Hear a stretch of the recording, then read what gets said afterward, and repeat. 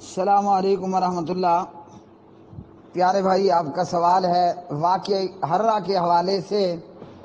اور یہ پوسٹ آپ نے بھیجی ہے یزید کے سیاہ کارنامے۔ یہ پوسٹ تیار کی گئی ہے علی مرزا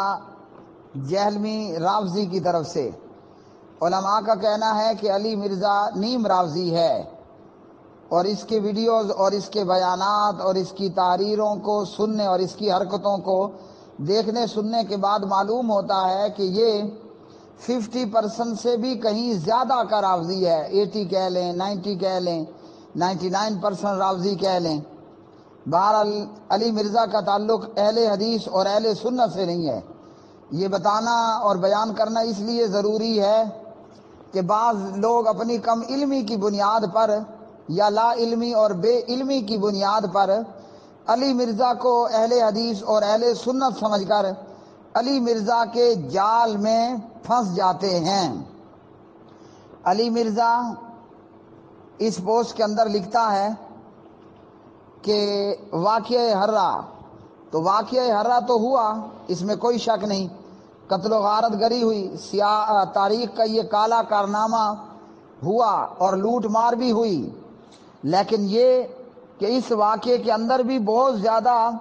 مبالغہ آمیزی سے مورخین نے کام لیا۔ اس پوسٹ میں جو حدیث ذکر کی گئی صحیح بخاری 4906، جناب انس کہتے ہیں رضی اللہ تعالی عنہ، حزنت علی من اصیب بالحرۃ فکتب الی زید بن ارقم وبلغہ شدۃ حزنی۔ انس کو ہرہ کے روز شہید کر دیے گئے لوگوں کے متعلق بہت غم ہوا، تو جناب زید نے حضرت انس کو تسلی کے لیے خط لکھا، اور اس خط میں لکھا کہ نبی علیہ الصلوۃ والسلام کو یہ دعا کرتے ہوئے میں نے سنا، اللہم اغفر للانصار ولابناء الانصار،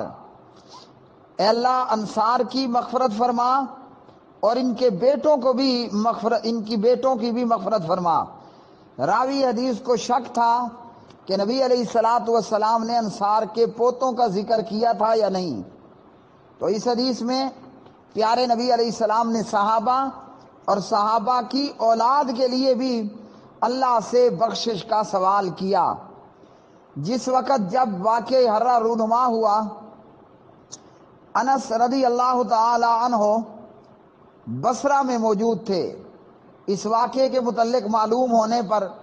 بہت دکھ ہوا، اور زید رضی اللہ تعالی عنہ نے، زید بن ارقم نے جناب انس کو تسلی دینے کے لیے یہ خط لکھا کہ صبر کیجئے،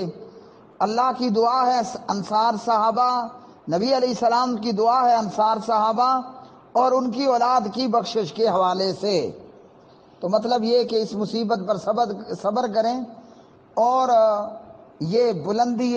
درجات کا سبب ہے۔ اسی طرح علی مرزا کی جانب سے تیار کی ہوئی یہ پوسٹ یزید کے کالے کارنامے، اس میں حدیث ہے صحیح بخاری کتاب الجہاد میں سے 2959، عبداللہ بن زید رضی اللہ تعالی عنہ اس کے راوی ہیں۔ وہ کہتے ہیں کہ لما کان زمن الحرۃ اتاہ آت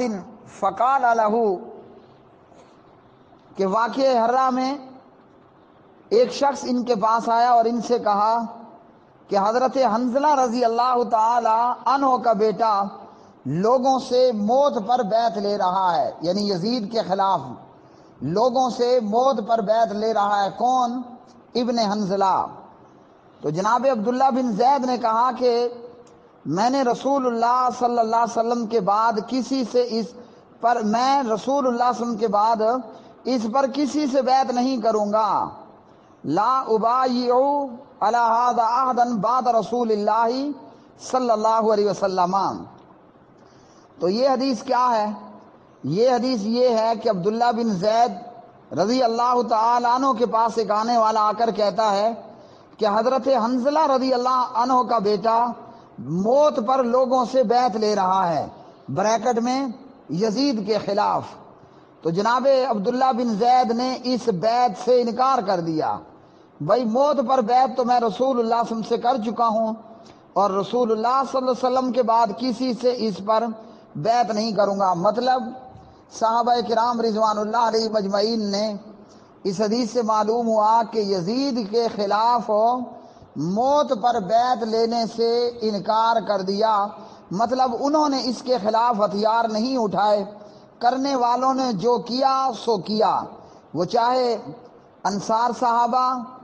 یا اسی طرح دیگر موجود صحابہ اور ان کی قتل و غارت گری ہو، اہل مدینہ کا قتل ہو یا لوٹ مار ہو۔ نبی علیہ الصلوۃ والسلام کے صحابہ ان کلمہ پڑھنے والوں کے خلاف انہوں نے ہتھیار نہیں اٹھائے، جیسا کہ جناب عبداللہ بن زید نے کہہ دیا کہ میں تو کسی کے ہاتھ پر بیعت نہیں کرنے والا، کہ میں رسول اللہ صلی اللہ علیہ وسلم کے ہاتھ پر موت پر بیعت کر چکا ہوں، جبکہ کچھ لوگ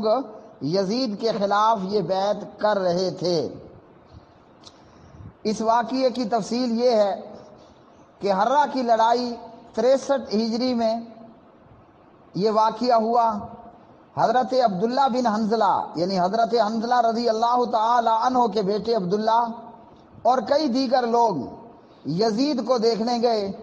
جبکہ وہ لوگوں سے اپنی خلافت کی بیعت لے رہا تھا۔ اس وفد نے جائزہ لیا اور یزید کی حرکات ان کو مناسب معلوم نہ ہوئی، تو یہ بیزار ہو کر واپس مدینہ لوٹے، اور ان لوگوں نے عبداللہ بن زبیر رضی اللہ تعالی عنہ کے ہاتھ پر بیعت کر لی۔ تو یزید کو جب خبر ہوئی تو اس نے اپنے سردار کو بھیجا، یعنی مسلم بن عقبہ کو، اور مدینے پر چڑھائی کر دی۔ وہاں قتل و غارت گری بھی ہوئی اور لوٹ مار کا بازار بھی گرم ہوا۔ اور عبداللہ بن زید کا مطلب یہ ہے کہ ہم تو خود رسول اللہ صلی اللہ علیہ وسلم کے ہاتھ پر موت کی بیعت کر چکے، اب کسی اور کے ہاتھ پر ایسا نہیں کرنے والے۔ ایک تو یہ پتہ چلا کہ موت پر بھی بیعت ہو سکتی ہے،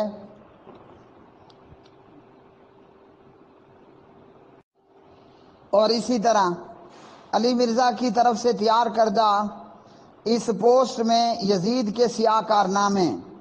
ایک اور حدیث جو کہ صحیح بخاری میں ہے اور حدیث نمبر ہے 4024۔ اس حدیث کے اندر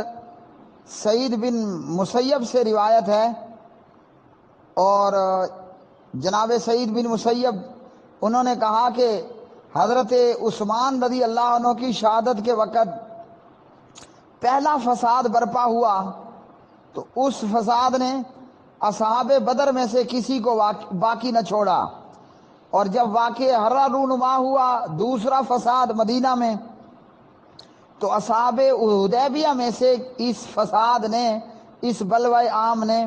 کسی کو باقی نہ چھوڑا۔ تو یہ واقعہ اس بات پر دلالت کرتا ہے کہ واقعہ حرہ میں صحابہ کرام رضوان اللہ علیہ مجمعین قتل ہوئے۔ یزید کو اس بات پر تھا کہ میں باقاعدہ خلیفہ ہوں، حکمران ہوں، اور میری بیعت کرنا لازم ہے، اور لوگوں نے اسے اس قابل نہ سمجھا، تو اپنی بیعت کے لیے اس نے پھر مسلم بن عقبہ کو بھیجا، اور پھر ان لشکریوں نے مدینے میں قتل و غارت گری بھی کی اور لوٹ مار بھی کی۔ اور اسی پوسٹ میں علی مرزا کی طرف سے بنائی گئی یہ پوسٹ یزید کے سیاہ کارنامے، یزید کے کالے کارنامے،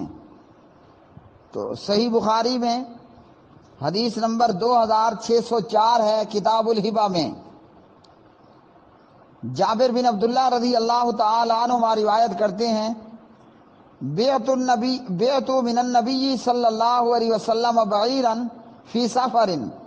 سفر میں نے نبی علیہ السلام کے ہاتھ پر آپ کو ایک اونٹ فروخت کر دیا۔